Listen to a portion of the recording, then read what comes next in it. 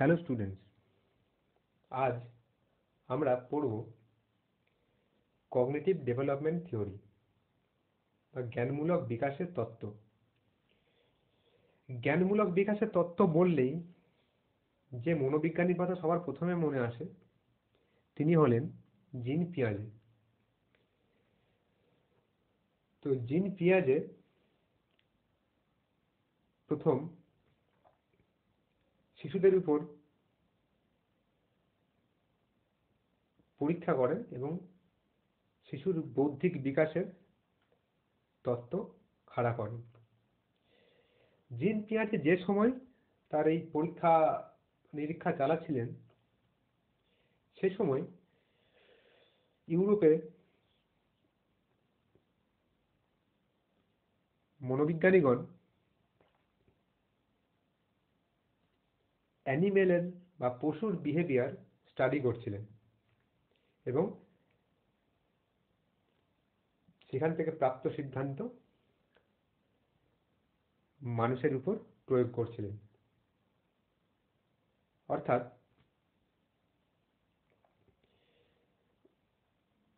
প্রাণীদের বিহেভিয়ার এবং তাদের পরিবর্তন, বিহেভিয়ার আচার বা আচরণের যে পরিবর্তন সেটা মানুষের আচার আচরণের সঙ্গে তুলনা করছিলেন। আমরা জানি যে psychology is study of human behaviour or human mind. তো মানুষের মন বা হিউম্যান মাইন্ডকে স্টাডি করতে গেলে কোনো একটা মাধ্যম তো দরকার। তো তৎকালীন যে মনোবিজ্ঞানীগণ ছিলেন তারা অ্যানিম্যালকে বেছে নিয়েছিলেন। সেক্ষেত্রে হতে পারে ডগ, হতে পারে র্যাট, হতে পারে পিজিয়ন মানে পায়রা, এবং সেখান থেকে প্রাপ্ত সিদ্ধান্তের উপর মানুষের বিহেভিয়ার বা আচার বা আচরণের যে ব্যাখ্যা তারা দিয়েছিলেন বা দিচ্ছিলেন। সেই সময় দাঁড়িয়ে পিয়াজে একদম সম্পূর্ণ উল্টো পথে হাঁটলেন। তিনি শিশুদের উপর তার পরীক্ষা চালালেন এবং জ্ঞানমূলক বিকাশ সে তত্ত্ব উনি খাড়া করলেন। পিয়াজে ছিলেন সুইজারল্যান্ডের একজন মনোবিজ্ঞানী, সুইস মনোবিজ্ঞানী। এনাকে ফাদার অফ চাইল্ড সাইকোলজি বলা হয়। অনেক পরীক্ষায় আছে who is the father of child psychology. তো জিন পিয়াজে হলেন ফাদার অফ চাইল্ড সাইকোলজি, কারণ প্রথম তিনি শিশুদের উপর তার পরীক্ষা করেন এবং তার তত্ত্ব দেন। তো জিন পিয়াজে মনে করেন child is a little scientist, অর্থাৎ শিশু সে নিজে নিজে একজন বিজ্ঞানী। সে কি করে? সে পরিবেশের সঙ্গে ইন্টারাক্ট করে, সে কোনো কিছু কাজের মধ্যে দিয়ে কোনো কিছু শেখার চেষ্টা করে, অভিজ্ঞতা অর্জনের চেষ্টা করে। সে যা করে সে নিজে করে। অর্থাৎ সে নিজে কোনো কিছু করার মধ্য দিয়ে শেখে, যেটা পিয়াজে মনে করে। পিয়াজে মনে করেন যে একজন শিশু তার জ্ঞানমূলক বিকাশ হবে তার পিছনে কয়েকটি কারণ আছে। কারণ এক নম্বর কারণ তার বয়স, এজ বা বায়োলজিক্যাল ম্যাচুরেশন। অর্থাৎ অর্থাৎ বয়স যদি বাড়ে, এজ যদি বাড়ে, তাহলে তার মস্তিষ্কেরও ডেভেলপমেন্ট হবে, ব্রেন ডেভেলপমেন্ট হবে। তাহলে তাদের চিন্তা ভাবনার মধ্যেও পরিবর্তন হবে। অর্থাৎ সবই বয়সের সঙ্গে সম্পর্কিত। অর্থাৎ বয়স বাড়লে তার আচার আচরণেরও পরিবর্তন ঘটবে, উন্নতি ঘটবে এবং তাদের মধ্যে চিন্তা ভাবনার মধ্যে পরিবর্তন ঘটবে। তো পিয়াজে শিশুর বয়সকে খুব গুরুত্বপূর্ণ বলে আখ্যা করেন। অর্থাৎ তিনি মনে করেন যে একজন শিশুর বৌদ্ধিক বিকাশ তার বয়সের সাথে পরিবর্তিত হয়।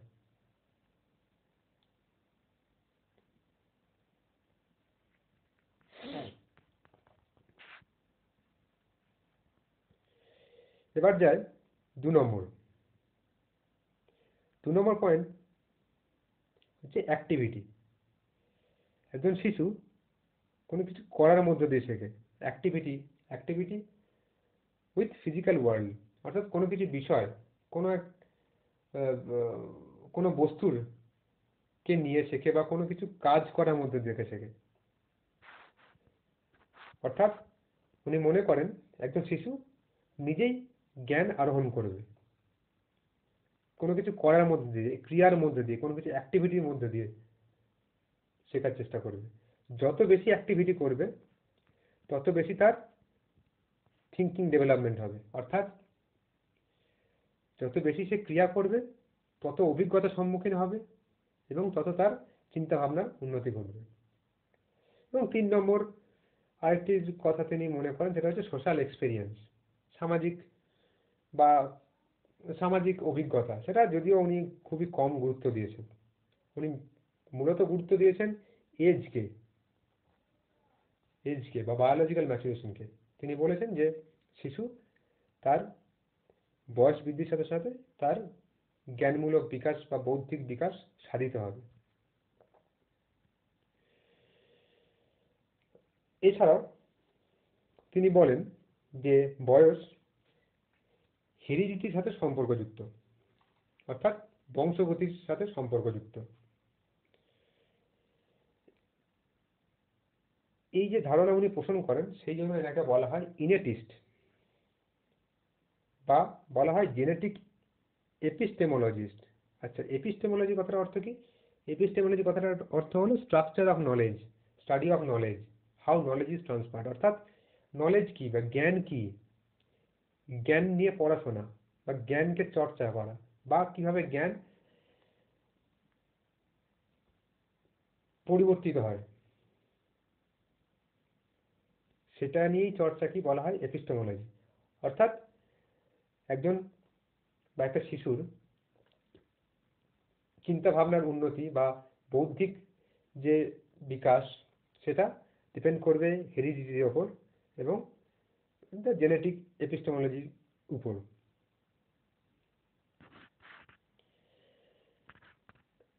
আচ্ছা, এবারে প্রশ্ন হচ্ছে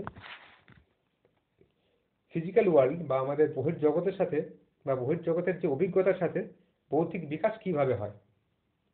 বহির্জগতের মানে বাইরের পৃথিবীর সাথে কিভাবে বৌদ্ধিক বিকাশ সম্পর্কযুক্ত, সেটা জানতে গেলে তাদেরকে একটি কথা জানতে হবে, যেটা পিয়াজে বলেছিলেন, সেটা হচ্ছে schema. What is schema? Schema কে যদি আমি বলি যে কোনো কিছুকে জানা, পৃথিবীকে জানা, সেটাই হলো স্কিমা। অর্থাৎ আমি যদি বলি, সংক্ষেপে বলি, schema is mental structure of knowledge, জ্ঞানের ক্ষুদ্র একক। মেন্টাল স্ট্রাকচার অফ নলেজ অর্থাৎ আমাকে যদি একটা আপেল দেখানো হয় তাহলে আমি বলতে পারবো এটা আপেল, বা পেয়ারা দেখানো হলে আমি বলতে পারবো পেয়ারা, কারণ আমার মধ্যে, আমার মস্তিষ্কের মধ্যে অলরেডি আপেলের স্কিমা তৈরি হয়ে আছে। কিংবা কথার জন্য বলি যে ফর এক্সাম্পল সচিন তেন্ডুলকর। সচিনকে আমরা সবাই চিনি, ফেমাস ক্রিকেটার।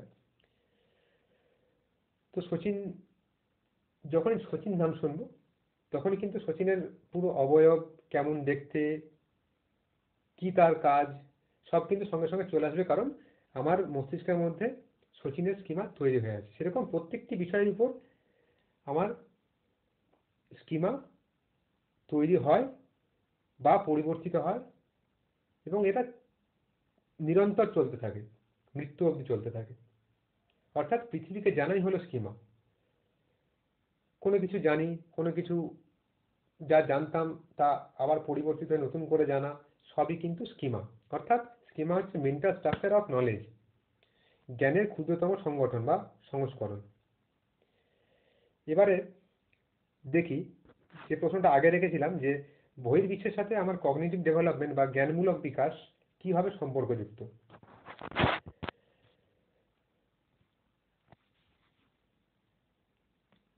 কগনিটিভ ডেভেলপমেন্ট বা জ্ঞানমূলক বিকাশ হলো অসাম্য অবস্থা থেকে সাম্যে যাওয়ার যে প্রক্রিয়া সেটাকেই বলা হয় জ্ঞানমূলক বিকাশ। অর্থাৎ ফ্রম ডিসইকুইলিব্রিয়াম টু ইকুইলিব্রিয়াম, অর্থাৎ অসাম্য থেকে সাম্য যাওয়ার যে পদ্ধতি বা যে প্রক্রিয়া তাকেই আমরা বলবো জ্ঞানমূলক বিকাশ। অর্থাৎ একজন শিশু বা একজন ব্যক্তি প্রথমে কনফিউজ থাকে বা ইমব্যালেন্স থাকে। সেটা কি?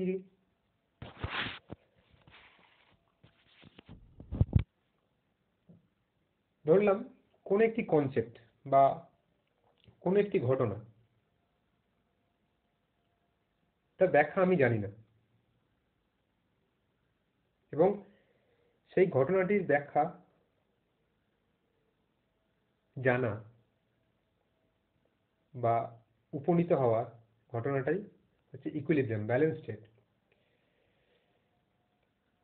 ফর এক্সাম্পল,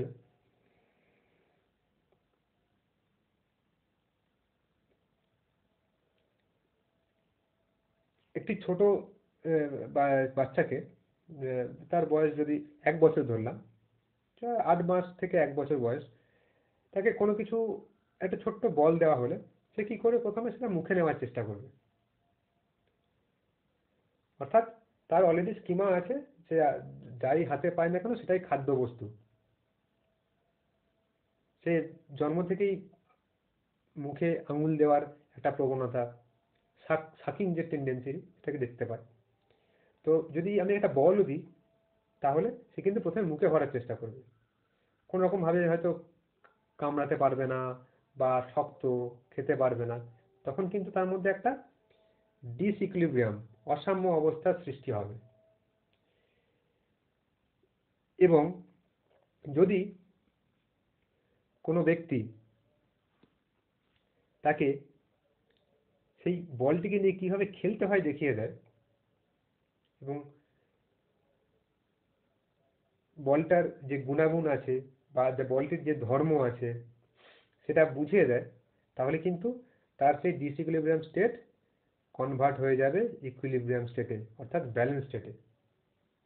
তাহলে এই স্টেজে সে ছিল কনফিউজড, এই স্টেজে সে হলো ব্যালেন্সড, সে জানে। এই যে প্রসেস, এই প্রসেস থেকে বলা হয় ইকুইলিব্রেশন। এই ইকুইলিব্রেশন প্রসেসটা হয় দুটো ধাপের মাধ্যমে। এক হচ্ছে অ্যাডাপ্টেশন, সেকেন্ড হচ্ছে অর্গানাইজেশন। অ্যাডাপ্টেশন অর্থাৎ অভিযোজন এবং অর্গানাইজেশন বা সংগঠন। তো অ্যাডাপ্টেশন কি আমরা দেখছি। অ্যাডাপ্টেশন দু রকমের হতে পারে, আমি এক্সাম্পল দিয়ে বোঝাচ্ছি সুবিধা হবে। অ্যাসিমিলেশন বা আত্তীকরণ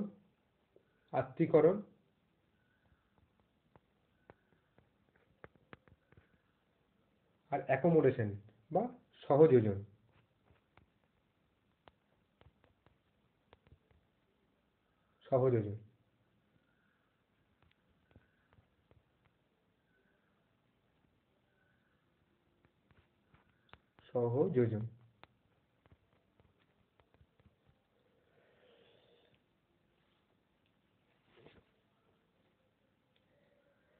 নতুন কোনো স্কিমা জেনারেট করা, মডিফাই করা বা ক্রিয়েট করা বা রিপেয়ার করা, সেটাই হচ্ছে এক্সাম্পল অফ অ্যাকোমোডেশন বা সহযোজন। ফর এক্সাম্পল,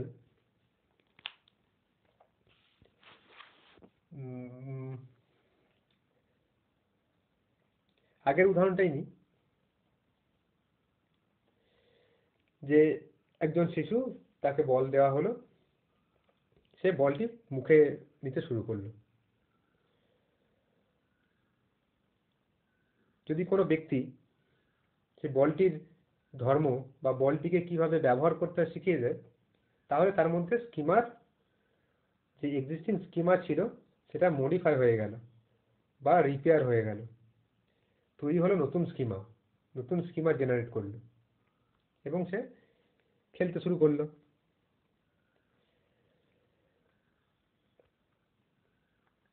এরপর দেখা যায় কোনো গোল ছোট জিনিসকেই সে কিন্তু বল হিসেবে ট্রিট করতে থাকলো। ফলে কি হলো, কিছুদিন পর বাবা যখন বাজার থেকে এলেন, বাজারের থলি থেকে জিনিসপত্রগুলো যখন বের করে রাখলেন,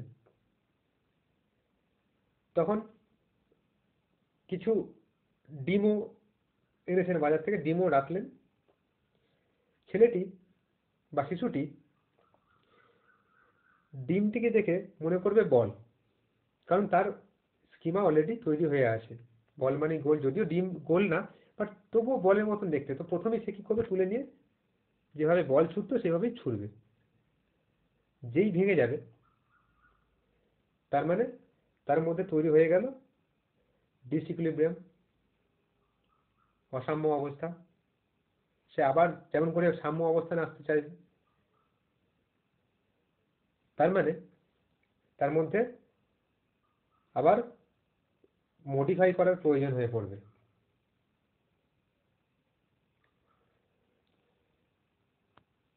তো এই যে ঘটনাটা, এই ঘটনাকেই বলা হয় সহযোজন, অ্যাকোমোডেশন। আর অ্যাসিমিলেশন কি? অ্যাসিমিলেশন হচ্ছে নতুন স্কিমা যোগ করা পুরনোর সাথে, মানে আগের যে স্কিমা তৈরি ছিল তার সঙ্গে নতুন স্কিমা যোগ করা। যদিও এদিকে পেঁয়াজে অত গুরুত্ব দেননি, গুরুত্ব দিয়েছেন এদিকে বেশি। অর্থাৎ পুরনো স্কিমার সঙ্গে নতুন স্কিমা যোগ করাই হচ্ছে অ্যাসিমিলেশন, আত্তীকরণ করা। অর্থাৎ গোল সাদা বস্তু মানেই যে বল, তা নাও হতে পারে। বল সবুজ হতে পারে, লালও হতে পারে। Addition of new schema. সাদা গোল বস্তুই যে বল এমন নাও হতে পারে। বলের রং লাল, সবুজ, নীল, যে কিছু হতে পারে, যা কিছু হতে পারে। Addition of new schema to old schema, আত্তীকরণ। বেশ, যেই অ্যাডাপ্টেশন প্রসেস হয়ে যাবে সেই হবে, তারপরে হবে অর্গানাইজেশন। Step 1, step 2।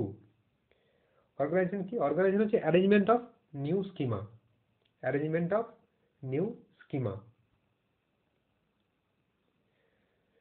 অর্থাৎ ক্যাটেগরাইজিং অফ স্কিমা। তোমরা সবাই মনোহারীর দোকানে গেছো, ওখানে গেলে হয়তো ভালো করে খেয়াল করলে দেখতে পারবে যে মনোহারীর দোকানে সব জিনিস কিন্তু ক্যাটাগরাইজ করে রাখা আছে, মানে গ্রুপ করে, মানে এক একটা জিনিস এক এক জায়গায়। চাল এক জায়গায়, ডাল এক জায়গায়, বিস্কুট এক জায়গায়, তেল এক জায়গায়। সেরকমই আমাদের ব্রেনের মধ্যেও এরকম ক্যাটাগরাইজিং হয়, স্কিমার ক্যাটাগরাইজিং হয়। তো যখন আমরা নতুন কোনো স্কিমা শিখি বা আমার পুরনো কোনো স্কিমাকে রিপেয়ার করি, তো সেটা কিন্তু ক্যাটাগরাইজ হয়ে আমার মস্তিষ্কে থেকে যায়। এই যে পুরো ঘটনাটা, এটা হচ্ছে অর্গানাইজেশন। অর্থাৎ বল ছোট গোলাকার বস্তু মানেই বল তা নয়, হতে পারে বল আকার বা আয়তন আরো বড় হতে পারে। এক একটা বলের এক এক রকম গুণ। বলের হালকা বল কত দূর যেতে পারে, ভারী বল কত দূর যেতে পারে, এক একটা জিনিসের এক একটা গুণ। সেই যে ক্যাটাগরাইজিং করা, বল বল বলের ধর্ম আলাদা, ডিমের ধর্ম আলাদা, বলের কাজ আলাদা, ডিমের কাজ আলাদা। এই যে ক্যাটাগরাইজিং করা, সেই ঘটনাটাকে বলা হয় অর্গানাইজেশন। তাহলে আমরা কি দেখলাম? আমরা দেখলাম জিন পিয়াজের কগনিটিভ ডেভেলপমেন্ট থিওরির বেসিক টেনেটস গুলো, মূল কথা, কি কি কারণের উপর জ্ঞানমূলক বিকাশ হতে পারে সেগুলো, এবং তার সঙ্গে দেখলাম স্কিমা কি এবং জ্ঞানমূলক বিকাশের পদ্ধতি কি। Adaptation, organisation. অ্যাডাপ্টেশনের দুটো ভাগ, অ্যাসিমিলেশন, অ্যাকোমোডেশন, অ্যান্ড দেন হচ্ছে অর্গানাইজেশন। এর পরের ভিডিওয়ে আমরা আলোচনা করব পেঁয়াজের জ্ঞানমূলক বিকাশের স্তরগুলি।